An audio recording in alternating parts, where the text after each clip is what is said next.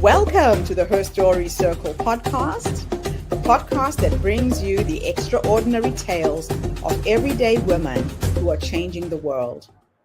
I'm your host, Gertrude Mache, and I'd like to acknowledge traditional custodians of the land on which we meet today. I also like to pay my respects to elders, past, present, and emerging. Every week, we dive into the lives, challenges, and triumphs of women from all four corners of the globe.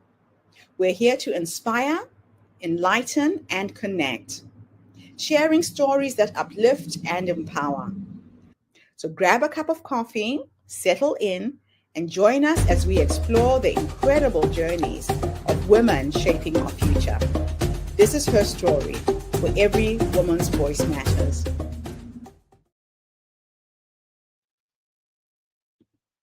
Hello, everybody, and welcome back to the Her Story Circle. This is Gertrude Mache here in beautiful Melbourne, Australia.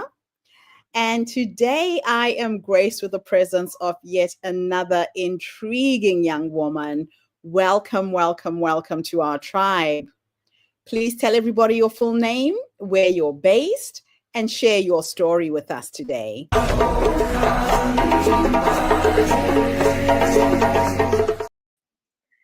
Hey, my name is Elyse Stokes. I am located in Atlanta, Georgia, and I'll share a little bit more about my business in a little bit, but I am the oldest of three total siblings. So I've got my brother, my sister, and then I've got a sweet dog that lives with me in my house with my husband and my son. I am a millennial, classic millennial. So I have a very deep love for romance and just all things that kind of make my heart pitter patter. I have been very, very fortunate to have traveled internationally several times throughout Europe as well as in Africa. I've been to Italy for my honeymoon. My family and I took a trip where we were grateful. I was grateful enough to spend my 15th birthday in France. And then when I got a little bit older, I traveled to South Africa a few times, Kenya, as well as Zimbabwe. And yeah, I kind of fell in love with different cultures and traveling.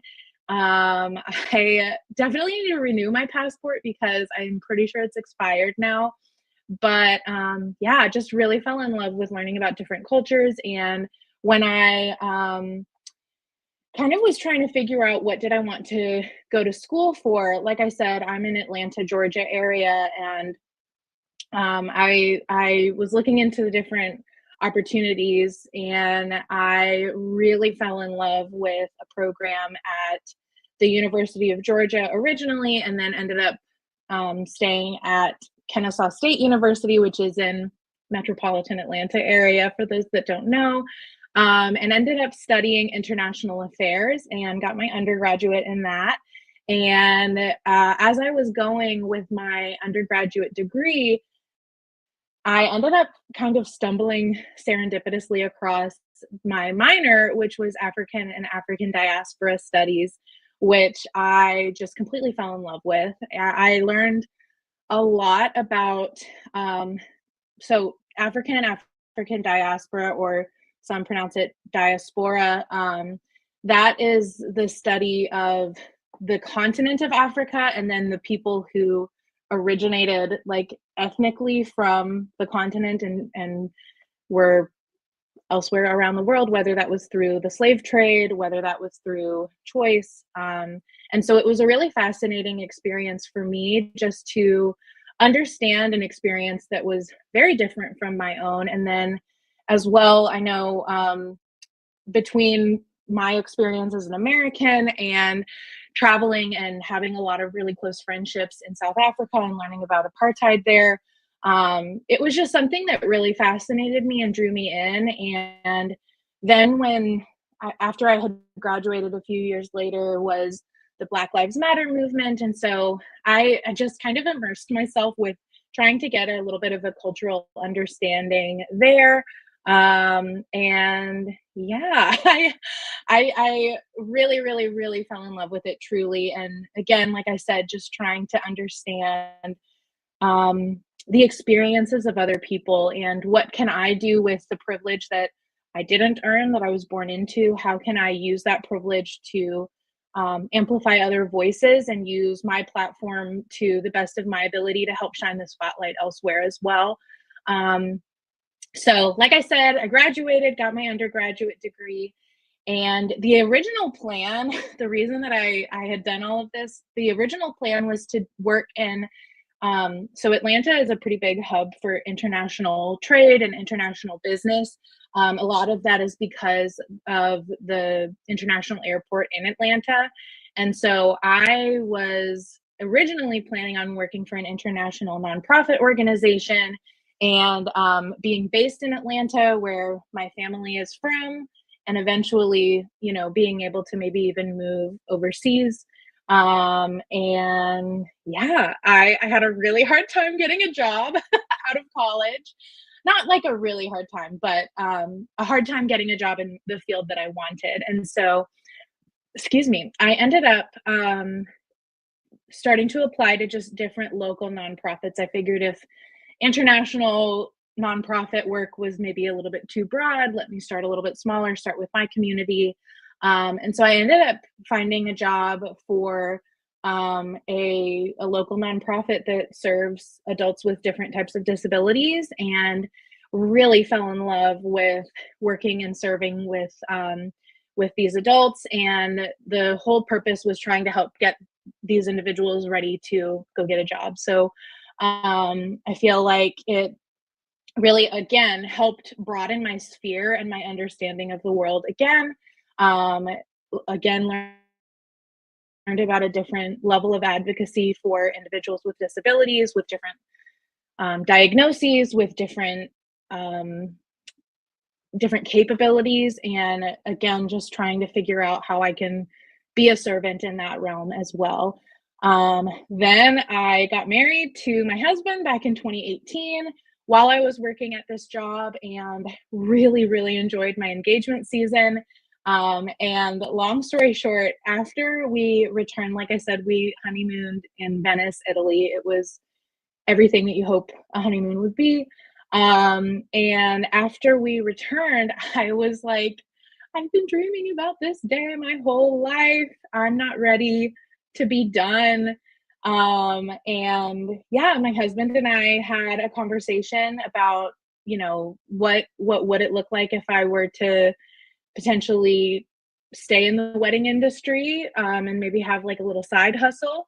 And so I had made my own wedding invitations for our wedding. And so I decided to start a business based on creating really unique wedding invitations. And the dream was one day, fingers crossed, one day maybe I can go full time with that and be able to stay home and work from home while raising our family. And so my dreams have kind of shifted over the years. It's been about a decade since I graduated from college, and my son just turned 2 a few weeks ago, actually. And I'm very grateful to say that I am working full time on my business now. And so um, I know we'll talk a little bit more about it, Gertrude, but that is definitely why I have a really big passion for inclusivity within the wedding industry, and really just trying to see what I can do to just shine a spotlight on all of the different roles that I can serve. So that's kind of my quick little backstory. Thank you so much for sharing your story with us today. It always just inspires me when I meet entrepreneurs from all walks of life who sometimes stumble upon their business ideas, start new careers in very non conventional ways. And it seems to me like you have found your vocation in terms of Yes, what you want to do with your life. Now, I want to start off by your trips to Africa. It's just yeah, fascinating that you know my part of the world. You know exactly where I'm from. yes.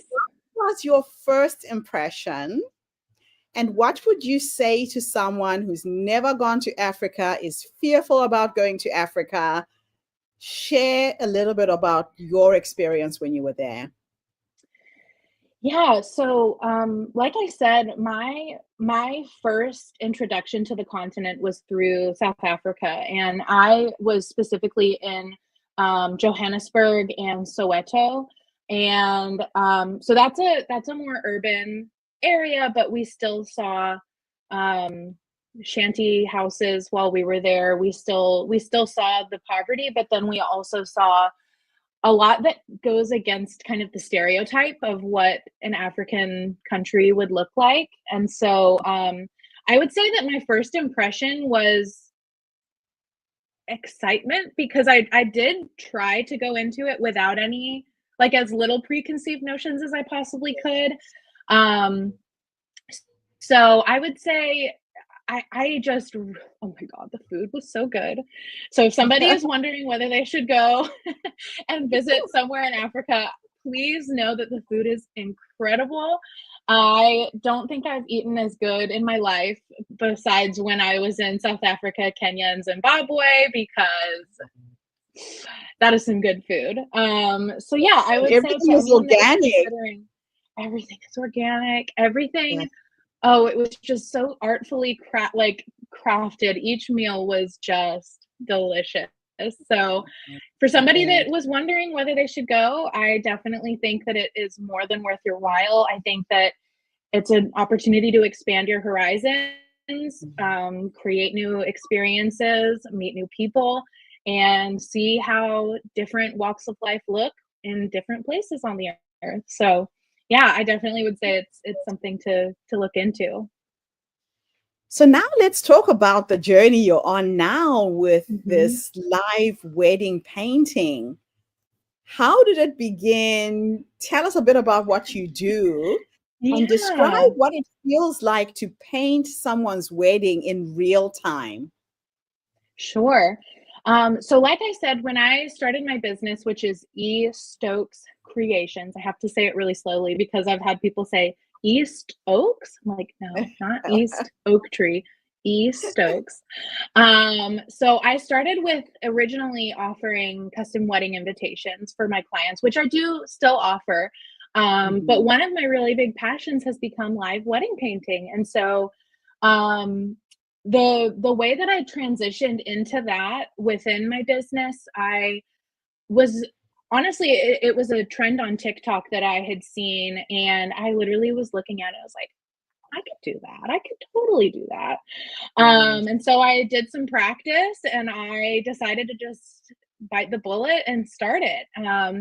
And so for those that may not know what live wedding painting is, I literally show up live and paint at the wedding. So usually what that ends up looking like is I arrive a couple of hours before the wedding begins. I'll have had a consultation call with my client so I know exactly what moment I'm painting, where I'm painting it, and I start kind of blocking the background in. I paint with acrylic paints, and I'm on site standing for about 7 hours in total. And there's a big reveal at the end of the night where the couple can come look at kind of where the progress is for the rest of the evening, and I go ahead and take it back to my studio before yeah, doing some of the detail work, and then I ship it out to the client. So yeah. That is so beautiful. Being able to capture a wedding real time, it's even better than, videography. That I is really just love it. I really love it. It's really special because I definitely encourage guests and even the wedding couple themselves, if they don't want it to be a surprise, to feel free to come and kind of watch over my shoulder for the evening. I make sure that my easel and my canvas are facing the rest of the room so that people can look over my shoulder or feel free to come up and ask me questions. So it's really, really fun. I'm a very big extrovert. And so I really enjoy having people come up and watch or talk and ask questions while I'm working. It really feeds a part of my soul that I think, um, I mean, I've loved painting since I was a little girl. And so I think it feeds my inner child in a way. So it's really great. Oh, I love it. Now, what would you say has been the most challenges, or what challenges have you experienced in building a creative business from scratch? Yeah. So I think one of my catchphrases for my business is that I truthfully don't know what I don't know. And Hmm. so I would say that that was probably the hardest, especially at the beginning, was finding other women in my, even if it was, within my region, within America, like trying to figure out, okay, who has done this well before, and how can I take that as inspiration to emulate certain attitudes without copying and pasting someone else's brand. And Yeah. so I think that a lot of it was just beginning was I would say the hardest, because I had to build up a fan base. I had to build a portfolio of work to show, yes, I am capable of doing what I'm saying I'm able to do. Yeah. And so I think that even along the way, I'm learning different things, like how to show up a little bit better on Google. I'm learning about um, workflows and client management. There's different things as I go that I feel like I'm always evolving. But sometimes I feel like the hardest part is just beginning, really. I love it. So how do you balance the business side of entrepreneurship with your artistic process? So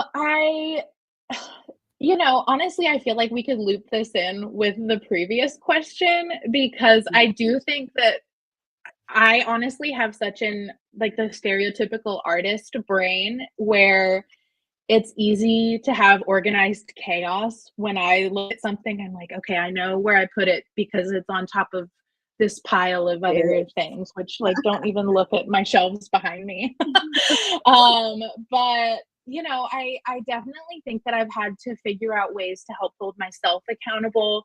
I've invested in a collective that has helped me be able to figure out different tasks that I need to be doing and help hold myself accountable in that way. And so a lot of it was having, genuinely, I had to retrain my brain on certain things, and then also have a great system that helps me at a glance, bird's eye view, be able to say, okay, here's where I am within a particular project, so that I don't Mm, get lost in the weeds. I love that. Now, in what ways do you incorporate diversity, equity, and inclusion and belonging in your work? And why is it so important to you? Yeah, huge, huge, huge importance to me. Mm, I don't know if this is your experience. Whenever you think about the wedding industry or you look at magazines, I feel like it's always a white couple, and it's always a white man and woman. It's always like a wow. heterosexual white couple. And Mhm. that's not 100% of the people out there that want to get married. Yeah. And so it was really important to me, especially coming from what I studied in college, where I've come from with my career path and all of the twists and turns. I still have a foundation of just wanting to make sure that people feel seen and loved and appreciated and valuable. And so it's the ways that I try to really make it clear is, for example, in my portfolio, I really try to make sure that, like, I am keeping it as diverse as possible, that I'm putting my my gay couples, or my black couples, or my Hispanic couples, my Asian couples on my portfolio in a way that it's not a question of, like, oh, well, if someone's scrolling on their website, I don't want them to say, I don't know if I trust that, like, she can paint my skin the right way. Definitely. Yeah. Or I don't know if she's going to be inclusive enough that me and my or as a woman, me and my wife, I don't know if she would be willing to paint us, if she's going to be inclusive in that way. And so I've really Yeah. gone out of my way to make sure that um it's not a question, it's not an up in the air type of thing. It's something that I don't hide, and that I really do try to make sure that anyone who has an experience with me, whether they are super conservative, whether they're super liberal, whether they're somewhere in the middle, I'm gonna see you as a person, and I'm gonna celebrate you and your relationship in the way that it deserves to be, with joy Wow. and fun and excitement. And so yeah, I think that a lot of it is just making sure that my portfolio speaks for itself in that way. And then also just the way that I speak and present myself and my brand is really intentional. That I'm, even on my website, I don't, you're not going to see me say, oh, you, the bride and the groom, let me do this for the bride and the groom. I'm pretty much always going to say the couple.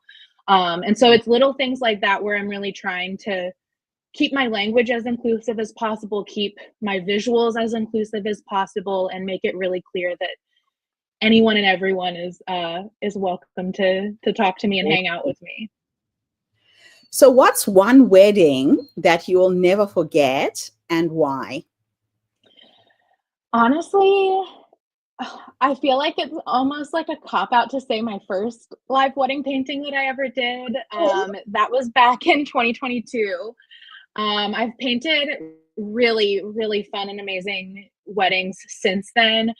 Some which have completely blown my mind for just how beautiful the venue is and things like that. But Yeah. I think that the first one was so special because it was actually a surprise from a friend, like the stepsister of the bride. And so she had reached out to me and hired me, and I showed up, and they had no idea that I was there until they had finished their first dance.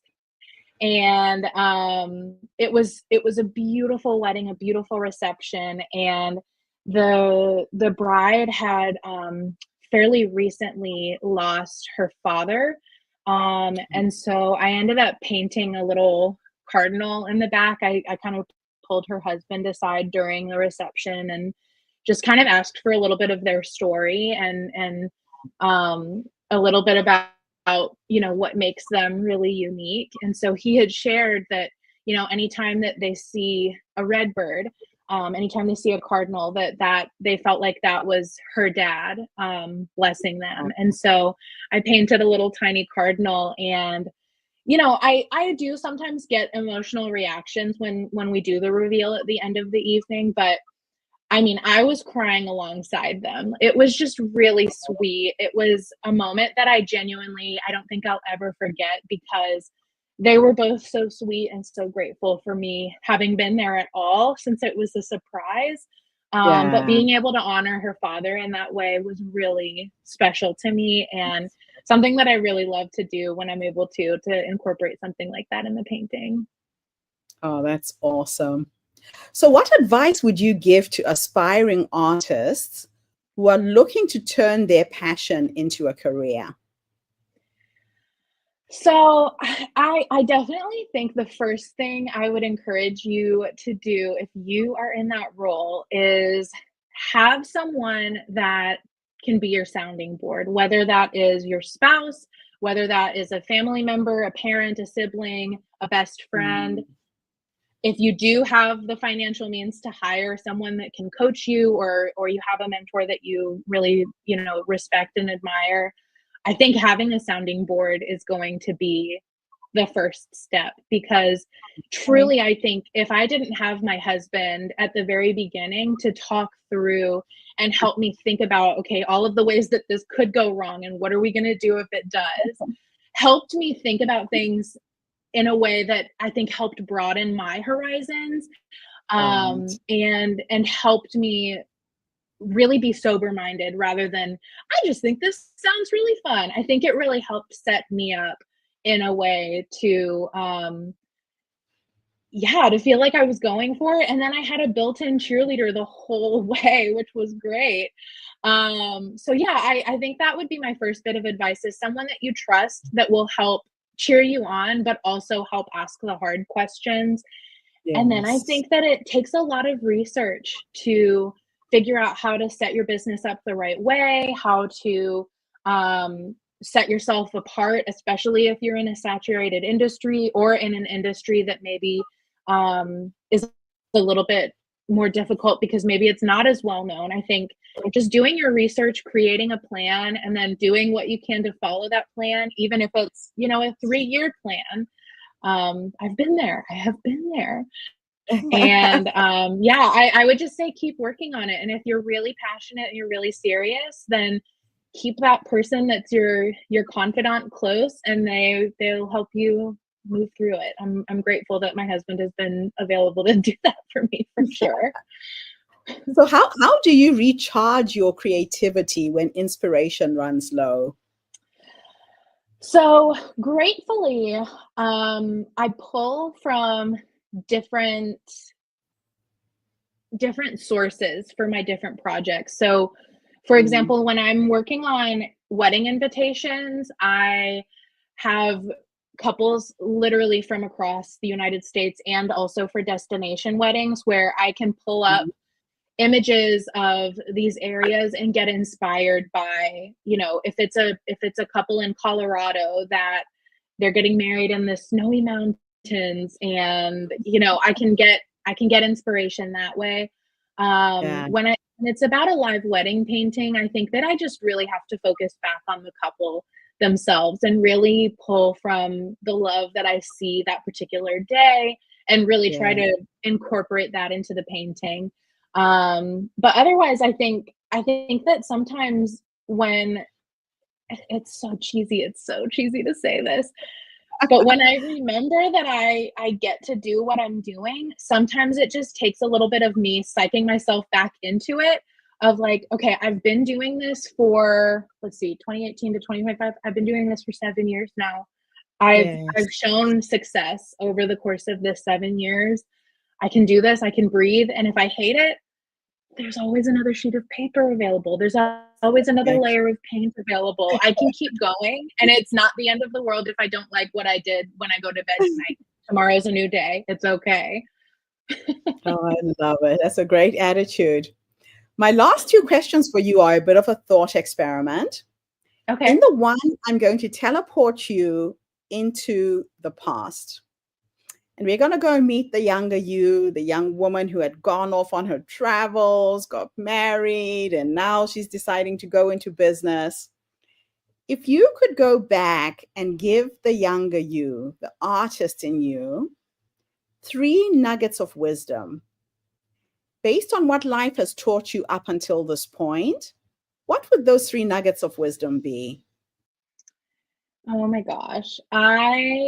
I wish I could go and tell my younger self. Okay. I think first I would tell 2018 me, go to therapy. Stay in therapy. Um, Life is hard. Owning a business is hard. You've been through a lot. Therapy, girl, therapy. Honestly, and I would even say part of that is because my therapist also was one of those confidants that really helped push me to dream. And even quick side story, super quickly. The other day I was reorganizing some papers in my studio, and I found a piece of paper that it had my 3 dreams. And I sat there and genuinely started crying, because the first dream was own a house. The second dream was go full time with my business.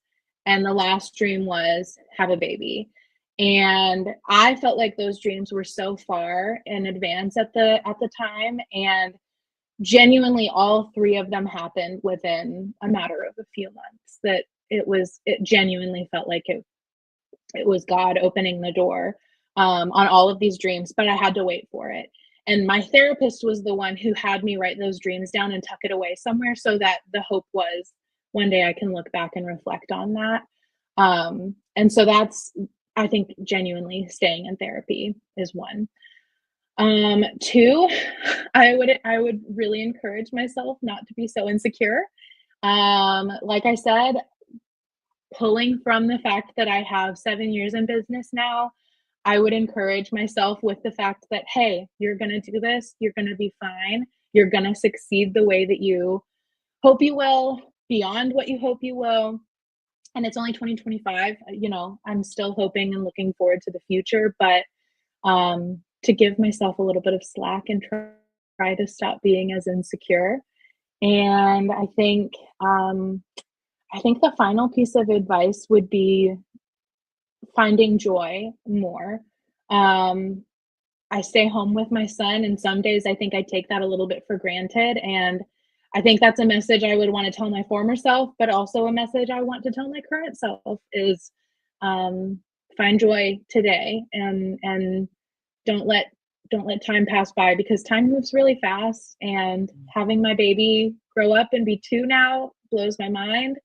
But yeah, have joy, seek it, cling to I it. love that last one because I've just become a grandmother, Oh, and sweet. my little Congrats. grandson is now 4. And Oh, when he was born, my whole life changed. I've started right, seeing the world through the eyes of a 1-year-old, 2-year-old, 3-year-old, 4-year-old. right, And it right. goes fast. You're right. It goes so Too quickly. fast. You need to Hmm. enjoy being with your babies. Right. Absolutely beautiful. Last question. I'm teleporting you into the future this time. And we are Mm. going to go and have a conversation with the 90-year-old you. And she's sitting in her rocking chair, surrounded by her children, her grandchildren, whoever's with you at the end. If you could go and have a conversation with this wise woman who has led you to this point all your life, what would you say to her when you finally meet her? And I like asking this question because a lot of women don't realize the wise woman is already in us. That she's that Mm. quiet voice that says, go into business, go left, go right, say yes, say no. What will you say to your wise woman when you finally catch up with her and meet her?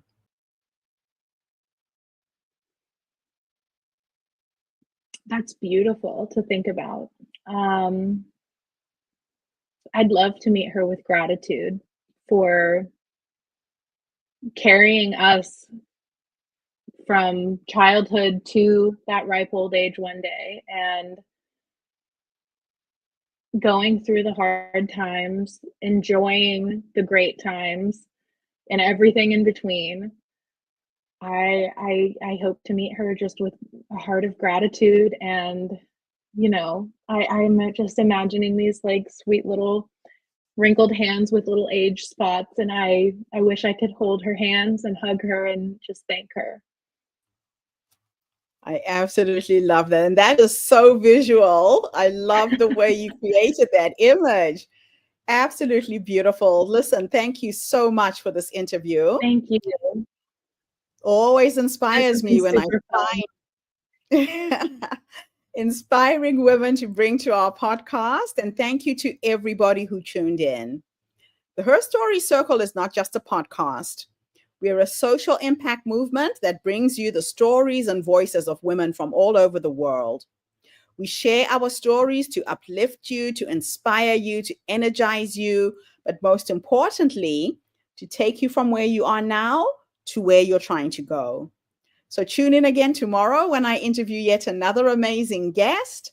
In the meantime, have a fantastic day, morning, or evening, wherever you are in the world, and bye for now. Thanks again for the interview.